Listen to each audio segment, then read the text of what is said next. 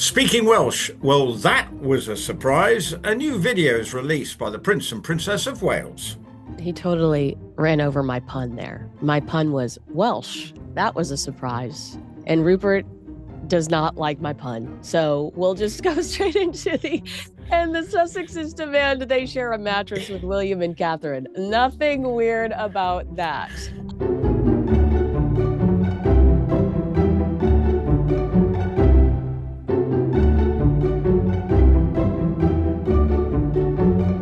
Hi, guys. Welcome to Heirs and Spares, the show that dives into the fascinating world of two of the most recognized royal couples from both sides of the Atlantic. I'm Kinsey Schofield, and I'll be bringing you updates on Prince Harry and Meghan right here in California. And I'm Rupert Bell, and I've already upset Kinsey with not understanding her pun. But I'll have all the news on the Welsh-speaking Prince and Princess of Wales and other sundry gossip from this side of the pond. All right, the Prince and Princess of Wales shared a video message in Welsh, as we mentioned, for the first time to mark St. David's Day on March 1st. The video was recorded earlier in the week on the Windsor estate and comes after their visit to Wales last week. In the video message, Catherine and William are wearing daffodils on their lapels, the national flower of Wales. Welsh is a pretty difficult language to learn. And if you go into Wales, everything's double L, you know, anyway, it's absolutely can be indecipherable if you're not sure what's going on. But fair play to the Waleses for giving it a crack. I'm sure I don't know whether it was spelt out phonetically in front of them, because as I say, it is a very difficult language to master and get the pronunciation correctly, because you can see it and you think, how the hell do you pronounce that? And I've come a cropper many times attempting to say Welsh names. And I'm not proposing to start here, Kinsey, but fair play to the Prince and Princess of Wales to honour St. David's Day with their attempt at Welsh. And a pretty good effort, I have to say it is.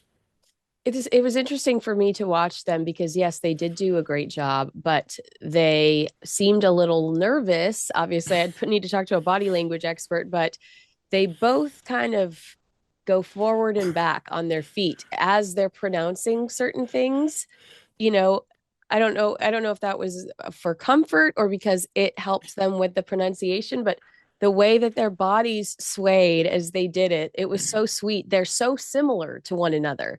It was the cutest thing to see. I mean, obviously it was very respectful, and I appreciated the fact that they put that thought into that and they wanted to do something special. But it was just very cute to watch them handle it in a similar fashion. Well, yeah, as I say, it's a difficult language. And I'm sure, obviously, they've rehearsed it.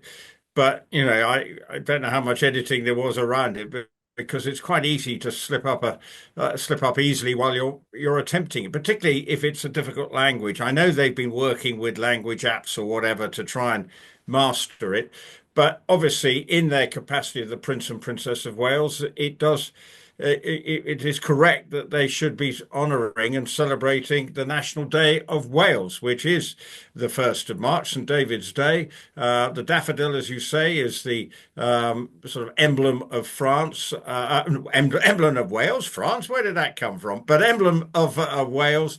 And so obviously that's why they were wearing it.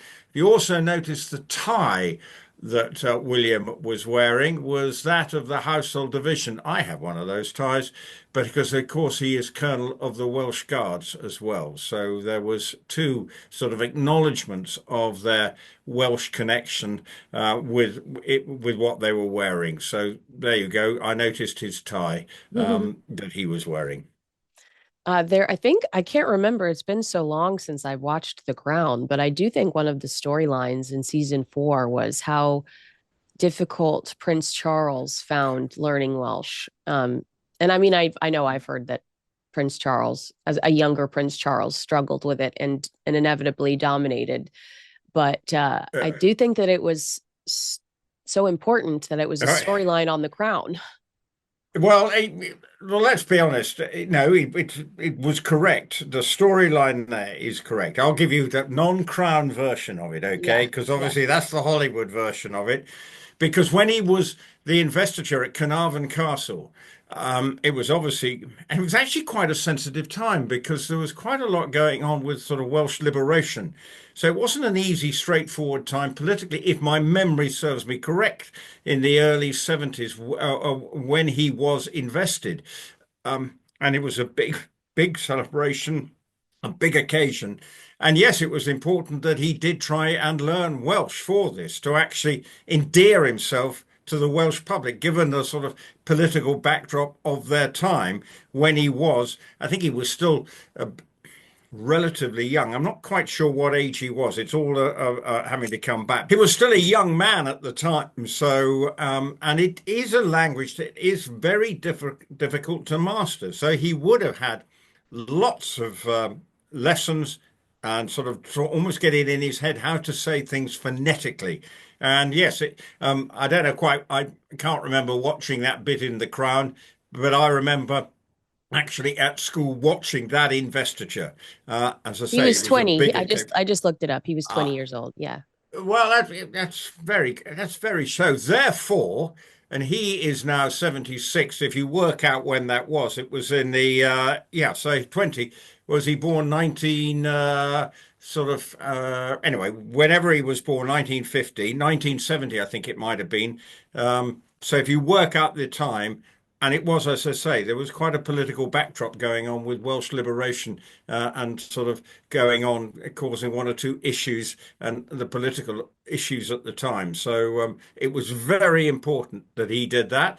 And I think this, what you see his son doing with his wife, is in sort of slightly less turbulent times in terms of Welsh politics, but a good effort. And marks out of 10 for trying, because I know I would be stumbling all the time while trying to deliver that message. Yeah. It is such a pleasant distraction from what we've had to cover over the last 3 weeks, just a reminder that these two are so willing and able, and they challenge themselves constantly. Like I just think it's a really good reflection on their leadership, and a nice reminder of what's to come. Just this young, hopeful couple that, do hard things. Well, and trouble is they're not getting any younger. They're sort of entering in sort of middle age, if you think about it, because they're both in their Well, hey, 40s. hey, it's my birthday month too, Rupert. Chill out. Okay, well, all things are relative, okay? Because Wait, I'm viewing. didn't you just have a birthday, or is your birthday coming up? Yeah, I've had it ages ago. But when my time of life, birthdays become increasingly, they accelerate around with increasing alacrity, and it's very frustrating. So I've forgotten that one. I'm practically heading to my next. But anyway, I think it is important that they are seen to be doing things. And actually, that trip they had to Wales, well, the weather wasn't great, but they made a sort of unannounced sort of walkabout, and suddenly I think they're playing paper, scissors, whatever the Rock, game is. paper, scissors. Yeah.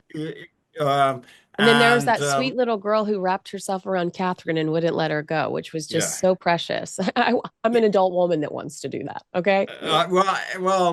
Yes, okay, but I would. That was all part.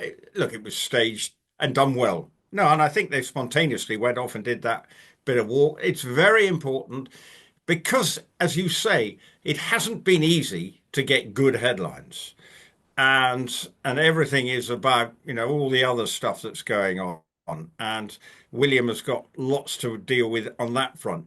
But it was good to see them actually going about their business in a normal and seeming to enjoy the experience, and I think that was what the big takeaway from that. But again, it sort of still got lost in all the headlines with everything else. And look, it's, we had, obviously, we're going to be coming to Meghan and Harry and Jordan, and there's still the fallout from Andrew.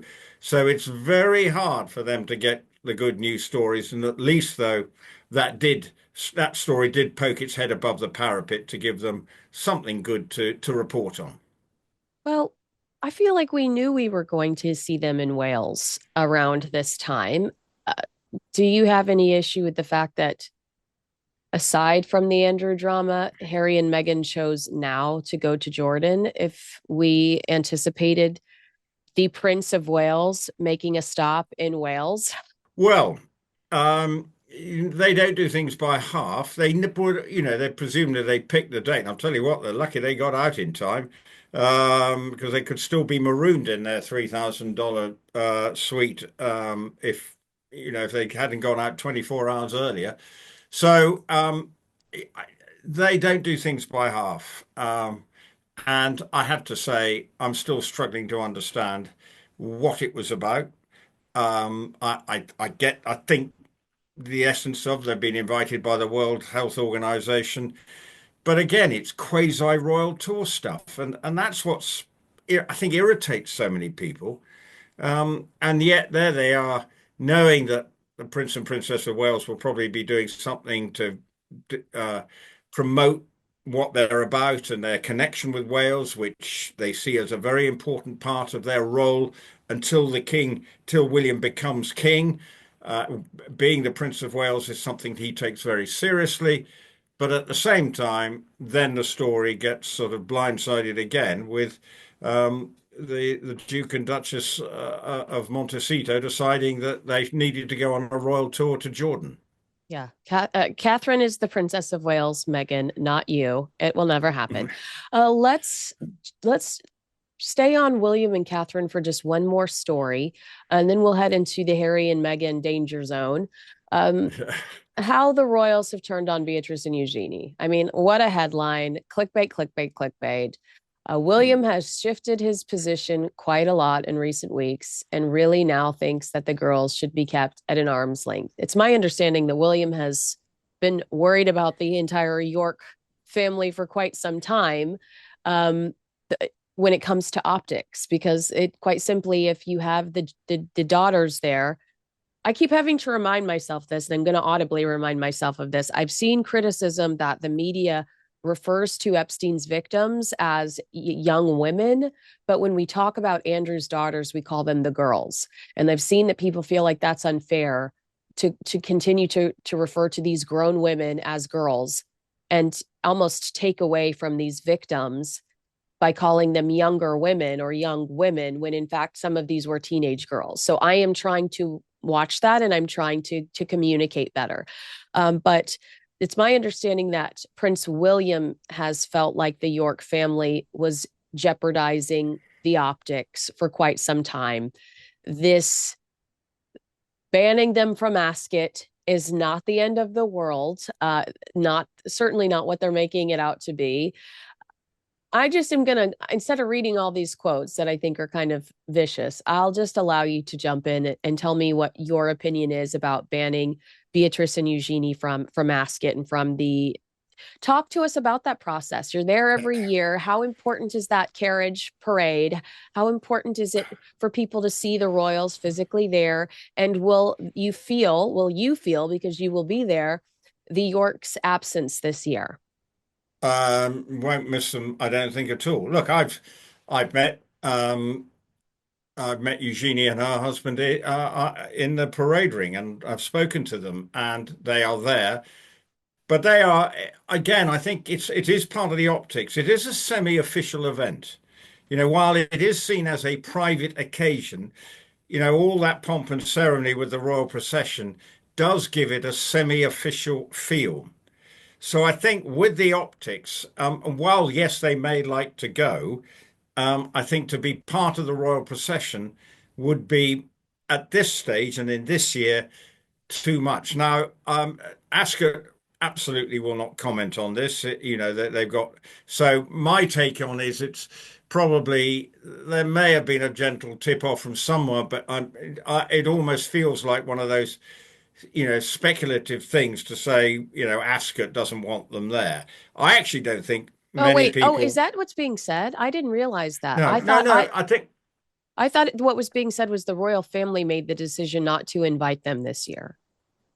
Would we know that? This That's is, so funny that you say that, because I get so annoyed. There's another royal person out there that's like, yeah, Catherine didn't wish Meghan a happy birthday. I'm like, Catherine hasn't wished Meghan a yeah. happy birthday in 6 years. Thank you for stating the obvious. Well, you see, royal family would never comment on the royal procession, right? I know that people get their invites probably maybe around April time. They might get an invite because there's a lot of organising, and there's some of the things that people stay the night before. No, I tell you, the procedure of being part of the royal procession is you turn up at about 12 o'clock. You're wished into lunch. You basically, you don't hang around much. You eat quickly, then you're probably leaving at 1:30 to get to the royal procession, to get to the carriage, which then hits the racecourse at bang on 2 o'clock. So it's a spectacular thing to be part of, and then you're in the royal box for the rest of the day. So it's a great occasion, but it is something, it is important, and that's why it is very important when the Prince and Princess of Wales turn up. And, they might need to think, well, perhaps we might need to turn up two times this year. It's a 5-day event because it might, the king will do his best to be there. But there And are other members of, Queen Camilla loves it, right? Queen Camilla well, loves Ask It. well, she likes her racing. Yeah. I think in a much more demonstrative way. She's been racing recently at a small racetrack in Plumpton. She does a lot of work with the Ebony Horse Club, which helps underprivileged and people from ethnic backgrounds get into racing. And she was at Plumpton Racecourse raising funds, which is down in Sussex. So she is into it. And I think, next week we have the Cheltenham Festival. There's probably a chance that she might be there one of the days. I don't think the King will be there. Princess Royal will be there. Zara is a director there. So the family will be going to Cheltenham. I'm sure we won't see Beatrice and Eugenie there, who might have been going in previous years. So, but again, that's a very much a private thing. There's no formal royal side. But Royal Ascot, it just feels like that's an easy headline to write, and it's probably stating the bleeding obvious when it Yeah. comes to them not being part of the royal procession. So when I read it, I went, okay, it's just another thing perhaps to beat them about. But the optics are right. Right. What the tone of the article is right in that it wouldn't be good for the optics. And for William, they don't be seen trouble having a lovely time when mum and dad have created an absolute, well, You know what show? You know big, what show? yeah, But yeah, but yeah, a before we manure-sized show. before we move on, let's why don't you do Ask It for Dummies and talk to my American audience, the Americans that haven't experienced before. And I know a lot of you have experienced it before and it is magical. But why don't you talk to my American audience about Ask It and what the carriage procession and what how that works, like people Well, line up outside, how it kicks off and what you might see if you're in the stands at Ask It. Well, what you see is you see four carriages coming down with the everyone in the livery, and these four carriages come down at 2 o'clock. It's the tradition that starts. Now they've been racing at Royal Ascot since 1711, when Queen Anne went out and said, "Oh, that looks a nice bit of ground to race horses," and then it's established over time. And the procession is it's a very high society thing back in the day. And obviously, My Fair Lady, Downton Abbey recently, I think, has had its new film was all centered around something going at Ascot. A lot of CGI to make the grandstands look right. But it is a very colourful. It's a very important sort of 5 days for the fashion industry in this country. They get 60, 70,000 people a day. The pull of the royal family is extremely important for the success of it because that is all part of the pomp and circumstance. As I say, while it's private for the royal family, it does have this official element with the royal procession, and they come into the parade ring, they're greeted, and everyone claps, and the national anthem is played as they come down the course. And very luckily, my brother has been in that royal procession. I've had friends who've been in that royal procession, and it's a much sought after ticket because obviously, when the late Queen was alive, she and my brother trained for her, and she obviously loved her racing. And Michael did have a very good relationship with the late Queen, and always enjoyed his company. He's a bit of a cheeky chappy, my brother, so I don't think he would always have a little twinkle in his eye when he spoke to the Queen, but he did definitely relish the occasion of being in the royal procession as one of her trainers, and very special day for him. So Ascot is an important element, but actually next week it's the winter game. So, but again, racing is part of the royal family's DNA, and not sure it is with Prince William and Prince of Wales. It'll be an interesting sort of dynamic when it's their turn, because I'm not sure they will be quite as keen for 5 days worth of Royal Ascot. I think the Middleton family do have an interest in racing, but I wouldn't say that the Prince and Princess of Wales, they're more football and other sports rather than horse racing. Yeah, it is fun because you get to see Zara, you get to see, I don't ever anticipate to see the Prince and Princess of Wales. I feel like it's like seeing a unicorn. If I buy the ticket on the right day, I can't do 5 days. I think I die. I think I would die, Well, Rupert. I do 5 days, and I do feel pretty knackered by the end of it. I can assure you. And I've had some dramatic moments. Time for a Queen story. I'm not sure what it's got to do, but I think I've told you this story before. When Have I you told it on fell, Heirs and Spares? Now, well, I'll tell you the story is I fell over in the weighing room and got an absolute perler. And I've got a scar to prove it just here. Anyway, I fall over in the weighing room and going out to interview an American trainer actually who just won the race, a guy called Wesley Ward. He just won a race, and great moment! American horses, trained horses, just won at Royal Ascot. Significant moment. I fall over, and I've got a jockey who's now turned trainer, Johnny Mercer, and he comes up to me and he goes, and I'm in my top hat and tails. I had my top hat on. And he goes, "Oh, Jesus, Rupert," as I'm lying there with blood coming out here. The one good thing at Ascot, when you've got 70,000 people, they have a very well-equipped first aid room. So within 15 minutes, I was stitched up. I missed one broadcast. I got back on air, and then the next day, the story came back to me as the Queen's watching the closed circuit television. Oh, what's the brother of my trainer been doing? Has he been drinking? As I had this big shiner as I in my top hat and tails with a great big scar. It wasn't the sexiest look, I can assure you, but it's one memory I have of Ascot. That was nearly 20 years ago, but I've still wow. got the scar to prove it. But Ascot has been a very important part of my life, as is Cheltenham next week, which, as I say, from a royal connection, Zara will be there. Now we'll go fashion for a second if you're happy. Have you heard of Holland and Cooper? Hmm. Have you heard of Fairfax and Favour? Yeah, I think I Right, follow these both on two. Instagram. Yeah, well, it's sort of like Cheltenham Wars. You're either a Holland Cooper person or you're a Fairfax and Favour. It's literally, East you Coast know, versus West Coast.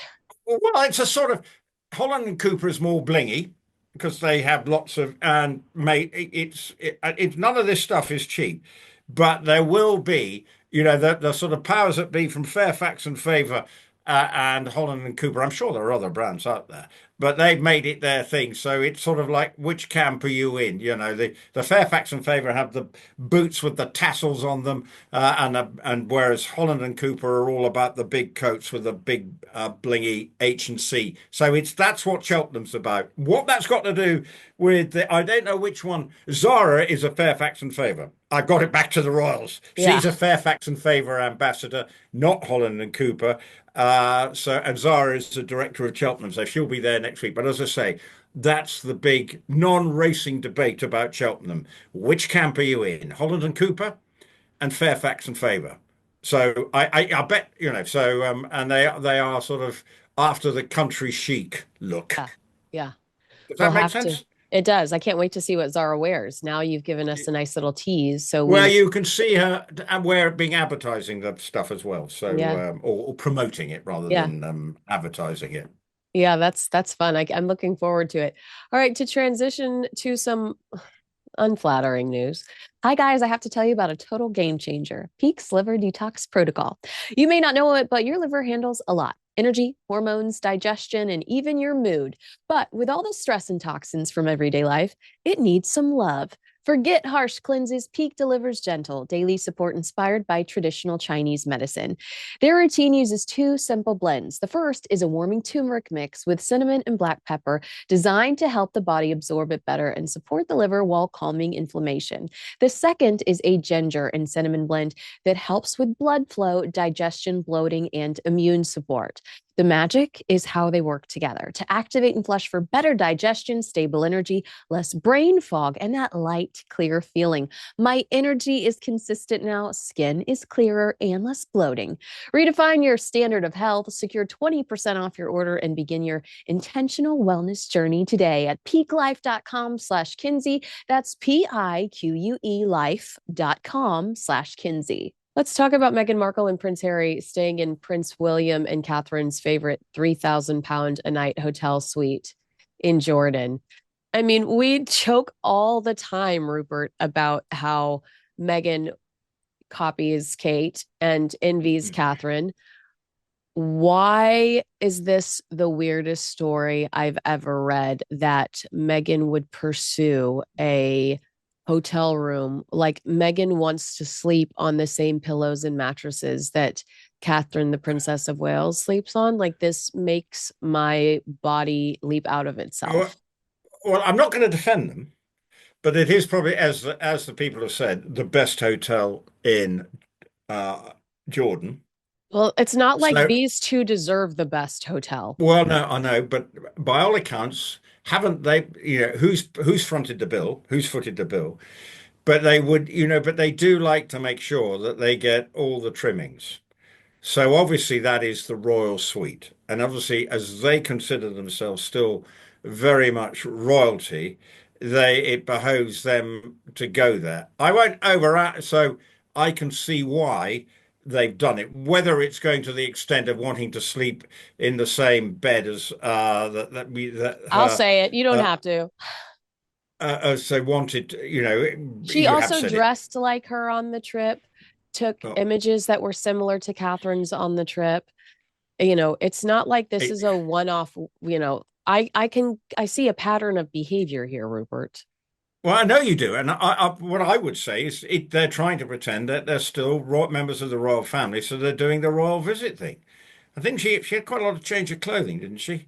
But no Um, iron, no steamer, uh, no tailor. well, I'm sure there was an iron in that £3,000 a room And suite. why couldn't the butler steam her pants? I mean, she had a Well, butler. well, it wouldn't be a butler's job to steam it. It would have been I don't think butlers. Butlers are looking after the men, Oh, normally. oh, Do oh. the ironing, or there'd be plenty of staff around to probably press whatever clothes Meghan wanted to wear. Um, I'm being flippant here. Of course, there was with the World Health Organization, there was obviously meant to be a serious message to the trip, getting food through to Gaza, but it's a politically sensitive issue.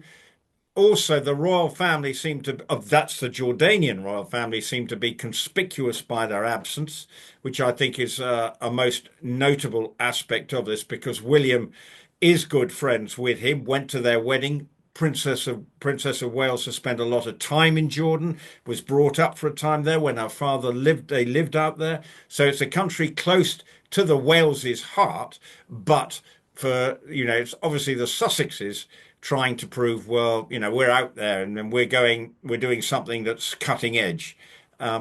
It just felt desperate again, in my mind.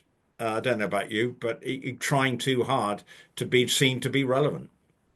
And what is their authority in this space? Like to have Harry there and speaking as a mouthpiece, I just thought, Harry, you you pursue these causes and you abandon them so quickly that and you pursue so many that it's hard for me to take you seriously in any space at this point in time. I mean, also we won't even go into the hypocrisy of keep children off social media. Here's Harry and Lily on social Uh, media. So, but it's just like where is why is he an authority? I understand that royals sometimes act as mascots for good causes, but Harry is no longer a working member of the British royal family. And the Queen said absolutely no half in, half out. And it seems like no one is respecting those orders.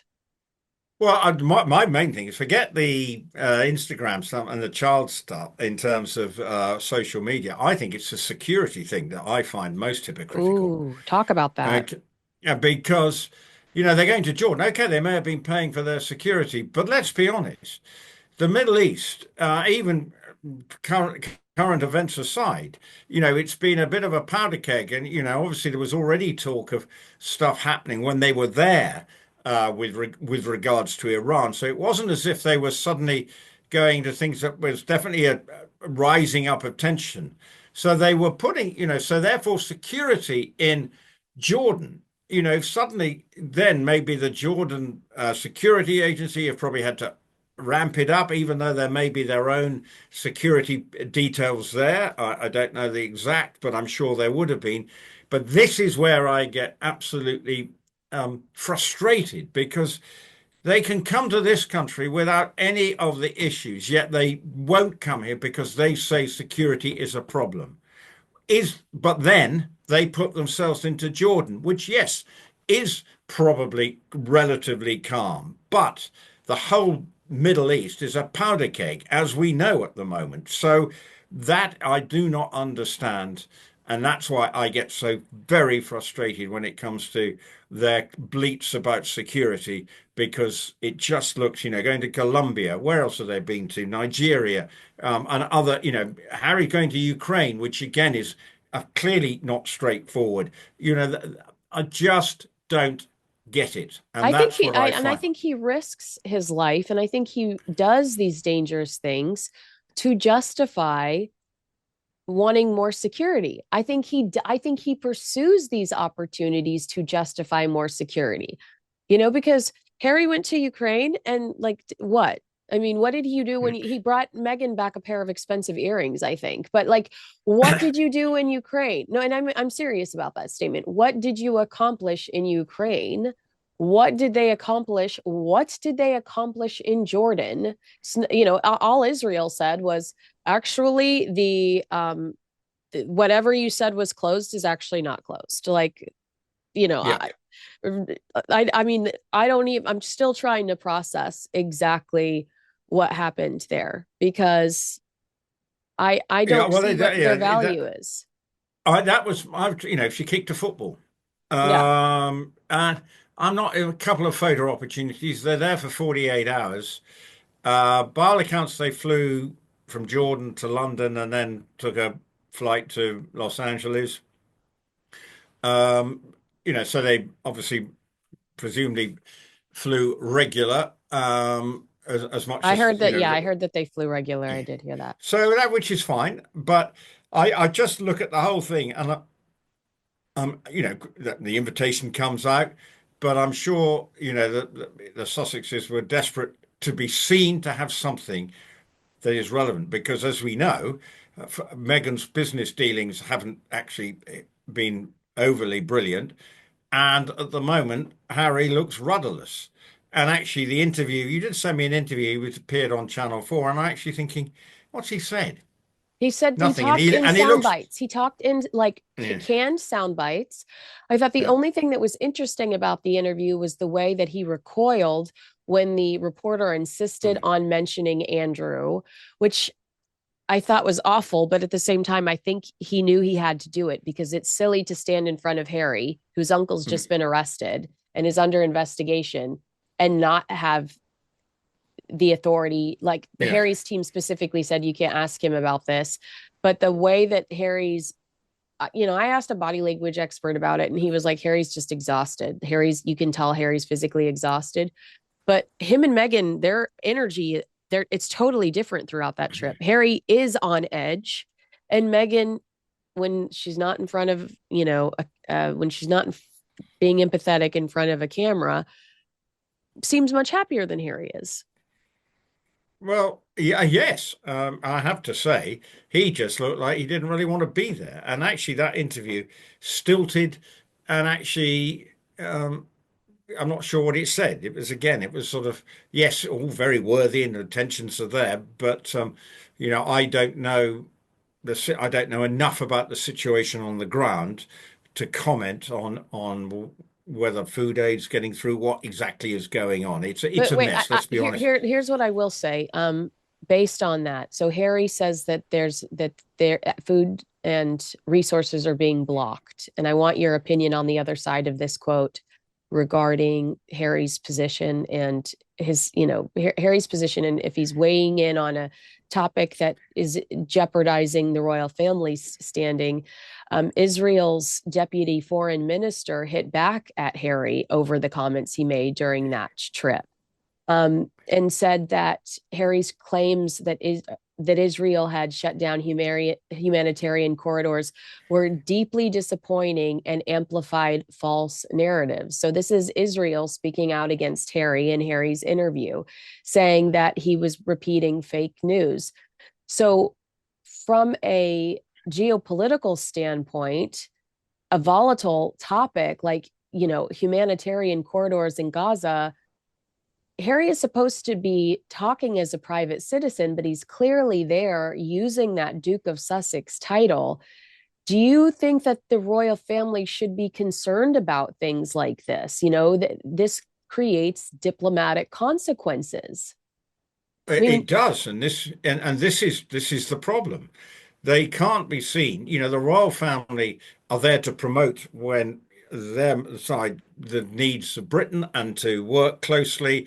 Hence the reason William went to Saudi Arabia recently, which was very much on the lines of trying to uh, foster relations between Saudi Arabia and the British, and all that going on there from a political standpoint are very important because obviously William getting to know the new political leaders in Saudi Arabia, and even more relevant right now to build up relationships with people. But for Harry to go in there and be seen to be taking a side when there are always two sides to every coin. Clearly Israel are going to be putting out their version of events. There's going to be the other side, and somewhere you've got to fact check it and trying to come up with something that's in the middle.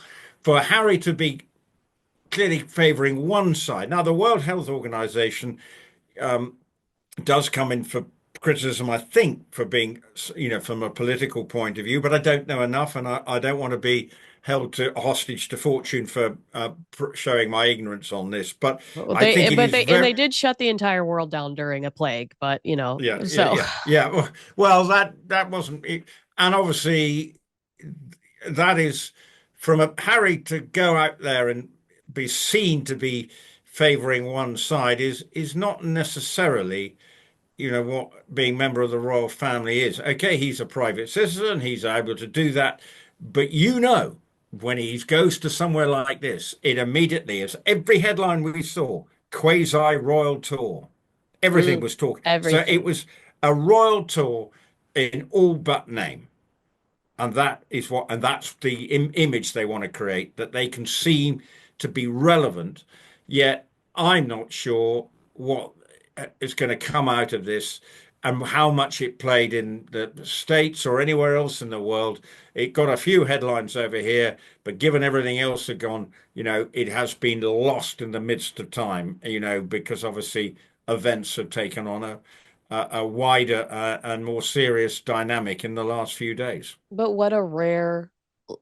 um what a rare moment of luck then for the royals or the palace, because the British monarchy survives on that neutrality. When a titled royal appears to, I don't know, amplify disputed claims in an active war zone, it places the palace in a very uncomfortable position. This is exactly why working royals don't freelance foreign policy. I mean, I do think that they should consider themselves lucky that this story didn't take off more than it did. And I also think they need to have a very strong come to Jesus with King Charles about the status of Harry and Meghan's titles, because Harry is there, like you said, he's not there in name, but perception matters. And the perception is that he represents the British royal family. I know, and this is the problem for the royal family. How do they stop him doing these? And I'm not sure. if he's let them know that, what are you doing? What's the object? how can you stop him going to these places? I'm not sure. That's the difficulty for the royal family. How do you stop them? They let them know, maybe they let them know, but I just feel it's where I think this is I mean, what the frustration. I don't think that they're, well, actually, it's my understanding that there's little to no communication. When Harry's team says that they did let the palace know, they're letting the palace know like 30 minutes before they tell People magazine. And they're not letting King Charles know. They're letting, the schlep at the bottom of the pyramid know, and that person Mm. whispers it up to the top. So there's not much time for there to be debate. But I think that the process is that as they pursue stripping Andrew of everything, they slide Harry and Meghan and they go, "Hey, if you're not a working royal, your title's got to go, and make it a blanket on Eugenie and Beatrice and everyone, so it doesn't look like a personal attack." Well, the king has to do this. And this is the problem. It's not, to, strip him of his title just as he did Duke of York, in terms of what he's done, whereas Andrew's alleged to have done, it's chalk and cheese, right? In terms of they've just left to go and plough their own furrow. Okay, with plenty of fallout from it and upsetting stuff, but none of it is on the scale that Andrew is alleged to have done in his time, whether that be financial impropriety or all the other allegations surrounding his life as a trade envoy and everything. It's At all the end of the day, Andrew is being investigated for sharing secrets. And what is spare? At the end of the day, Andrew's being accused of sharing information he shouldn't have shared with people. And what the hell is spare? well, no, it's a tell all. It's a kiss and tell, isn't it? Where you basically a, a bleat from somebody who's feeling aggrieved, but he hasn't, which you can say, yes, it's a tell-all and it's upsetting, but it's not in the same. There's a big divide between what Andrew's done and what they've done. It's going to require.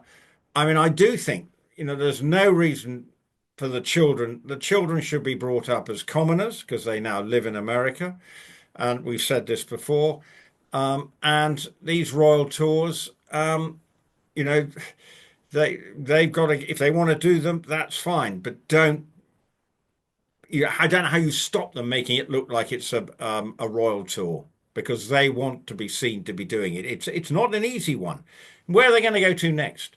You know, to Iran.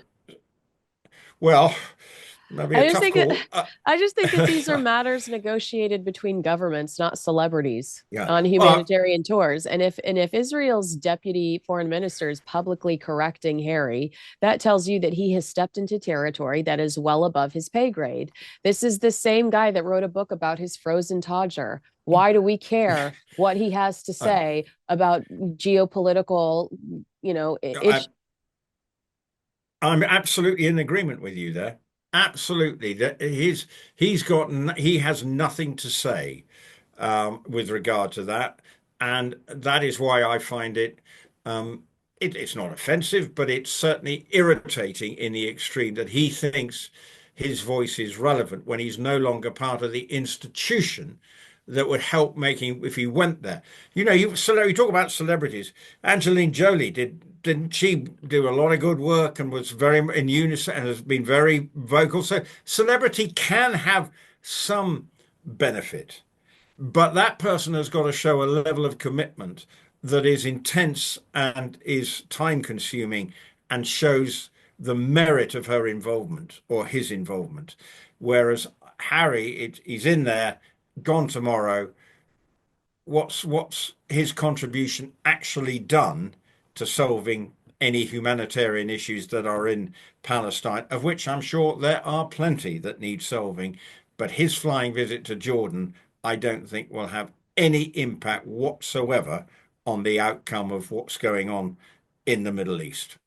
and just optics wise, what does it do for you to see images of Harry and Meghan sympathetic around people that have lost limbs and and you're thinking about Thomas Markle, who is getting fit for his new prosthetic leg, and he hasn't heard from Meghan.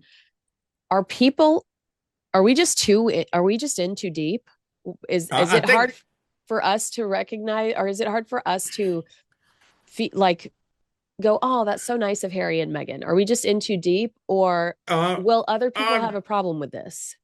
well, my view is, look, Harry and Invictus Games, he's dealing with people who've lost limbs and all kinds of nasty injuries. So he's used to seeing that. So I don't have any problem with that.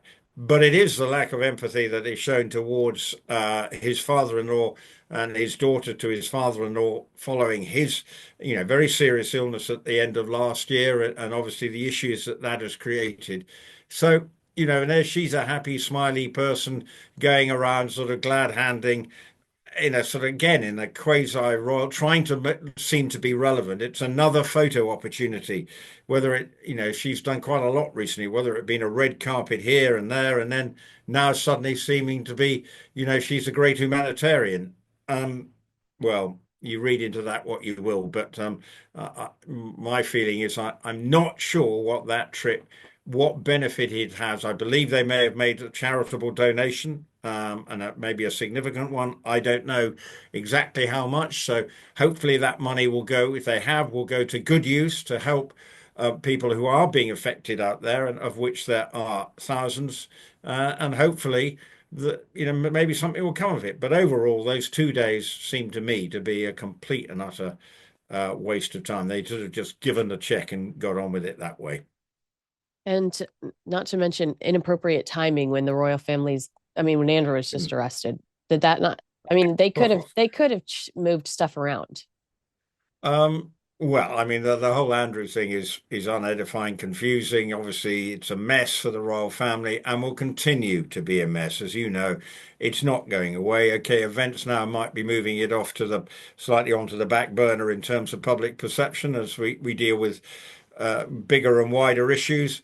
But for the royal family, it is a daily headache now as to how that, and for William, and how he deals with that. But I'm also going to say one other thing. William has had a traumatic week on the footballing front. Okay. Thoughts and Okay. Our prayers. team, Aston Villa, are having issues.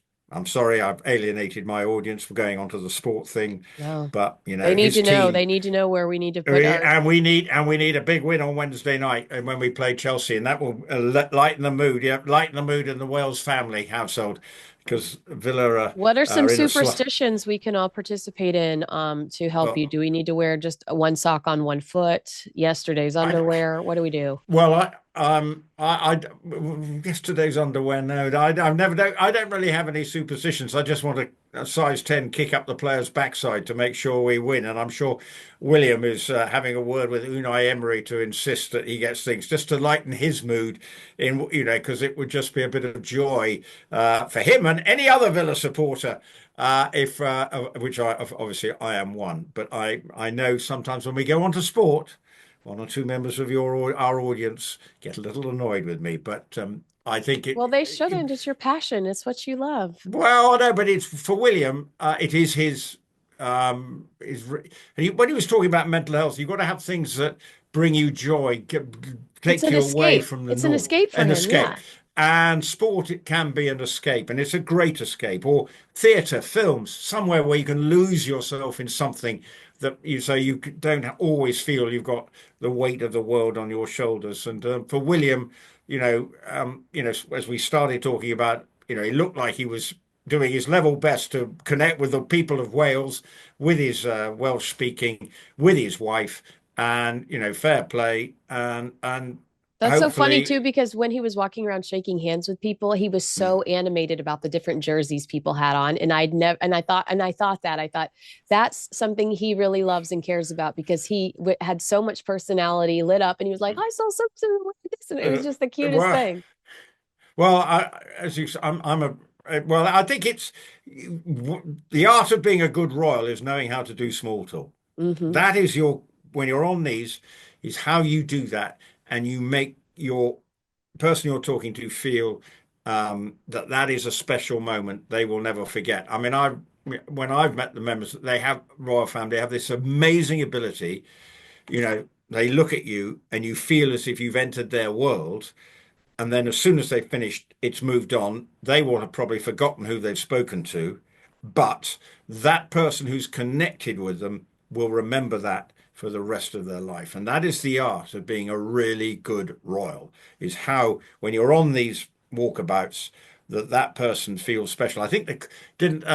Princess of Wales was asked if she could sign an autograph. Well, obviously they don't do that. Hmm. So I think they now selfies are the way forward, Yeah. or to and make sure your phone's ready to go, and that's the way memories can be treasured. And that is, that's a security issue. It's Hmm. not straightforward because it keeps the security detail on their toes, but it is important. That is the great thing, is learning. You're on show, and that you've got to remember that person who's waited will feel $1 million, and that you've got to make sure you're giving them full value, even if it is for 30 seconds.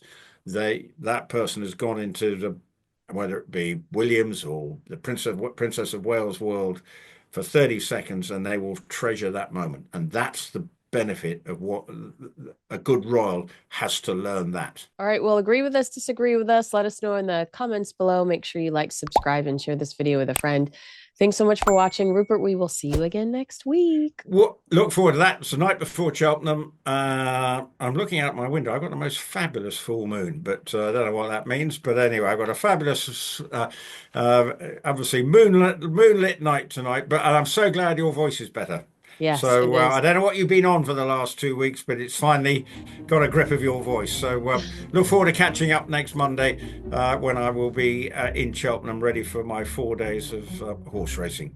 Chaos. All right. We look forward to getting an update on you from there. All right. Bye, everyone. We'll talk to you again soon.